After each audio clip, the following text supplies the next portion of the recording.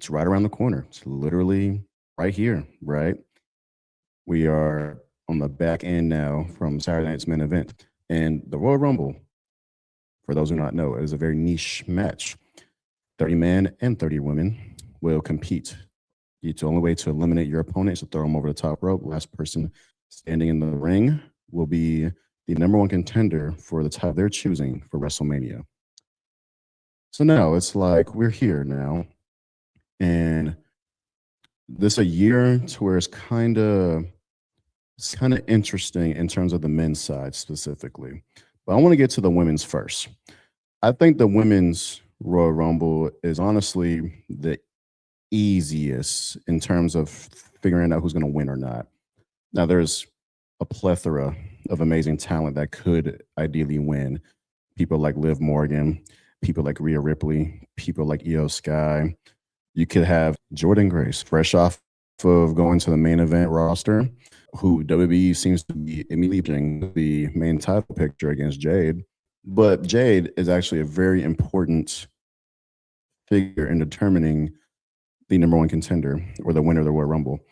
And I think we will get a surprise of Bianca Belair returning, a superstar who's had a number of accolades in her career, former champion, former winner in Elimination Chamber. She's done everything, right? And I think the fact that Jade Cargill is champion and the fact that Jade Cargill is a heel, that WWE is going to bring back Bianca Belair and have her win or go against a heel Jade. Now, why is this relevant? Mainly because of the story that's there. And Triple H is not shy in terms of continuously exploiting the long-term storytelling, right? You have a former tag team that Jay gets hurt by a mysterious someone mysterious knocked her down and she lands on top of a car. Come to find out it's Naomi, who's a person who fulfilled Jade's role as a tag team partner for Bianca Belair. And come to find out, Bianca's the one who did it. And we found that out because Jade Cargill comes back from her injury or post-attack and beats the hell out of Naomi in Elimination Chamber, start off the women's Elimination Chamber match from last year's. So from there, all that really happened after that is pretty much that Bianca Belair was a guest referee against Naomi and Jade Cargill for a match that Naomi kind of got squashed. But WWE was, as we learned from Unreal, if y'all watched it, if y'all haven't, what are y'all doing? Go to Netflix and watch it right now. That they did that on purpose so that way you won't think that she would cash in and become women's champion, right?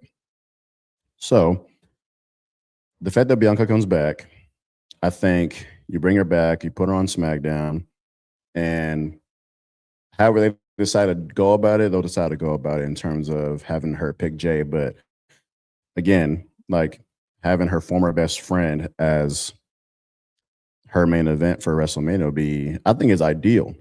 Now, I wouldn't be surprised if they go different routes. You know, it's Royal Rumble at the end of the day, and this is obviously just a prediction. This is not a spoiler, unfortunately. But again, like the names that I mentioned earlier, Liv Morgan might win, Jordan Grace might win, Rhea Ripley might win, Io Sky might win, Charlotte might win again, Alexa Bliss might win, old girl in the Wyatt Six might win. You know, it can be anybody, but I believe Bianca Belair is the correct choice. And now we get to the men's side of things. The first Royal Rumble in a few years that we kind of, well, I'm not going to say aren't speculating anyone specifically because last year we all thought John Cena was going to do it. You know, he was going to go into his last Mania in his retirement tour at Rumble winner. And so everybody got disciplined of NJ Uso. The year before and the year before that was Cody Rhodes. So, and Cody Rhodes obviously going against the Chief is like a duh thing. Like that has to happen, right? And, you know, one of the WrestleManias, The Rock was involved. So there was hype in there too. But hype is kind of like the topic I want to refer to in terms of my top candidate winner. I have two potential winners for the Royal Rumble. Number one is going to come to shock somebody, but I feel like it has to be the Reigns. Last year's WrestleMania's hype came from John Cena's last WrestleMania appearance post heel turn. So we're trying to figure out like what is it going to look like? How is he going to come out? What's his moveset? How will he perform? And how will he win? What shenanigans will he pull? And then the year before that, it's like Cody Rhodes in a Bloodline Rules match after you have The Rock being the best he's ever been in terms of his character. The final boss is the best version of The Rock. We can fight about it. We can debate about it. The final boss is the best version of The Rock we have ever seen. The fact that he was involved in all the shenanigans from WrestleMania 40, like it just made everything that much more exciting as a fan, that much more like eyes, viewership, everything being involved. This year, it's kind of weird because for the first time, I felt like in the past 3 years, we really haven't had a reason to really be super duper excited or like where's the hype going to be, where's it going to come from. You now have Drew McIntyre and CM Punk as your champions on both shows as a recording of this video. As of the making of this video, CM Punk has not been announced a match to defend his title, but Drew McIntyre has. He will face Sami Zayn in Saudi Arabia.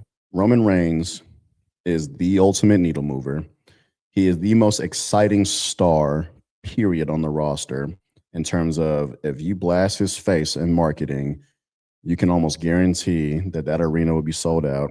You can almost guarantee you will hear everybody chant his name. And he's deserved that with all that he's done. And I think it's about time after a couple years that we allow him to be back in that main event structure, that main event marquee match, that main event anything, you know, instead of him just being on the side doing side quests, which is fine because even then doing side quests, he still main events WrestleMania. Hype that is needed for this year's WrestleMania in Las Vegas, whether it be him versus Sami, whether it be him versus Sami Zayn, considering they have history in the bloodline, or whether somehow Cody wins back his title from then and it's a Roman versus Cody part 3, which I don't necessarily think is going to happen. It just seems, and if they do that, it would seem so rushed, like super duper rushed. It could be Roman Reigns versus Punk. I mean, at the very end of the day, Roman Reigns is a Raw superstar right now. If somehow Seth Rollins is back in the mixture, maybe that can be an involvement as well. We have no idea at the very end of the day. But Roman Reigns should be the top candidate to win the Royal Rumble this year. Now, my other potential candidate to win the Royal Rumble it's an exciting one, I feel. It's a shot in the dark, so to speak, but it's also like a why not, you know? If you want to showcase, especially as of late, WWE has not been shy in showcasing all of the upcoming NXT talent that we've had. You have Whoop That Trick Williams, who looks like he belongs like with all these guys, all these veterans. Like we just saw him, like I said in my Saturday Night Main Event recap, that he was the MVP of that match. He looked like he belonged with guys like Randy Orton, guys like Sami Zayn, guys like Damian Priest. And his role, in my opinion, was like he outshined everybody, including Randy Orton, in terms of all his spots and where he was at in his spots and what he was doing in his spots. It mattered, and it got the crowd reacting. So you have guys like him. Carmelo Hayes is the current United States champion. Ilya Dragunov is back from injury, and he's putting on banger matches with Carmelo Hayes at that from this last SmackDown. Yeah, I mean, Jordan Grace, they immediately put her in a potential with Jade Cargill for the Undisputed Women's Championship. Like, Triple H has not been shy at all on capitalizing on the type of talent we have from NXT, which, albeit I have watched NXT since the Black and Gold era when Triple H was running that whole thing, and it was like the best wrestling in the planet. However, this is easily the best like NXT class that we've ever had. And there's one man specifically who is on top of that class, and he is the ruler. He is the mountain you cannot climb. I'm talking about Obafemi. How cool and crazy would it be to introduce him in the Rumble? And it's not like people are not going to know who he is. You had him just recently face Cody Rhodes, and everybody was during his entrance.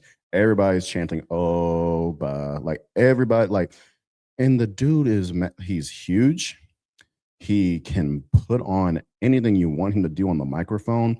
He can put on banger matches, albeit that match was not a long match between him and Cody. Still fire. How cool would it be for him to debut? Well, he wouldn't be debuting. I'm sorry, because he fought Cody, but we haven't seen him really much since, right? In terms of like the main event or main roster. So why not have him just win that mug? Like, no matter when he is, I would ideally think he'll probably be a later number. But to come out and him doing that, his little walk, right? And just putting on a clinic and like just him dominating the field. He could even break records, like, quite frankly. And why not have him break records, right? Or at least tie them and win.